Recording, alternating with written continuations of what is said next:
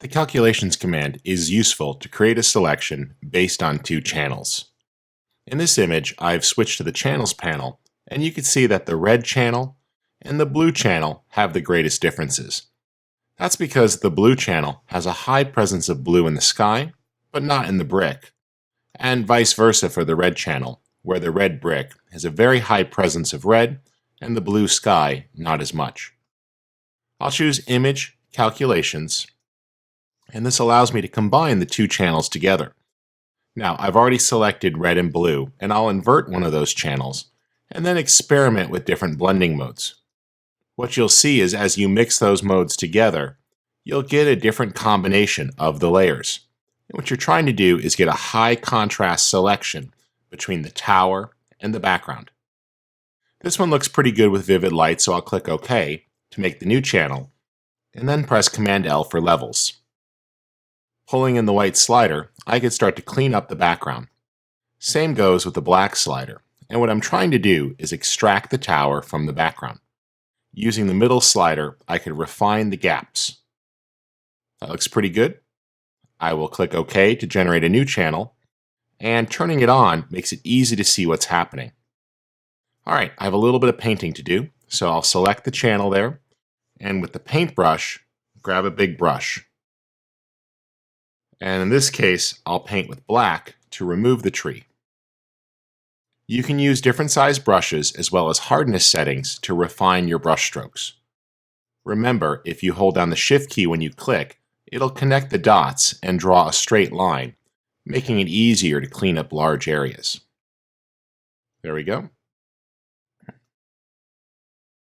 Let's press left bracket for a smaller brush and Command or Control plus to zoom in. This will make it easier to refine that selection. There we go. Get the last few strokes up there. And what I'm going to do is turn the RGB channel on so I can see how the mask is working. Looks like toggling over to white is the good call here, and I'll touch up this roof, which was inadvertently selected.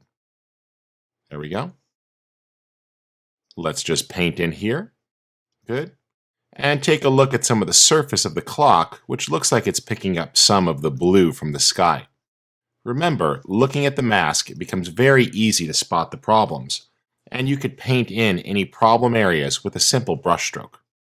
What you're trying to do is minimize the amount of selection work, and these quick touch-ups are really not hard, especially when the spots are so easy to see.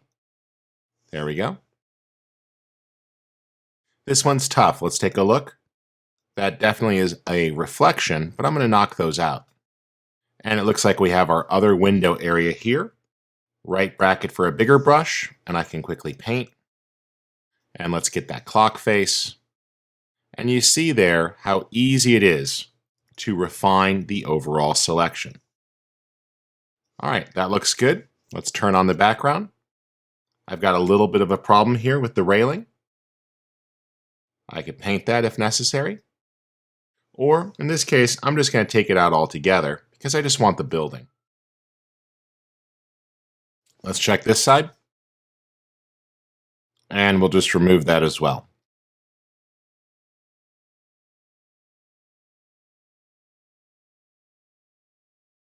There we go. I'll go ahead and command click to load that as a selection and then turn the alpha channel off. Go back to the layers panel and press Command or Control 0 to zoom out. Choosing Select, Refine Edge makes it easier to see things, and utilizing the Smart Radius command, I could adjust a little bit to analyze, and I'm just going to put a little more contrast in and apply that as a layer mask. There you go. The building is extracted very accurately based on calculations.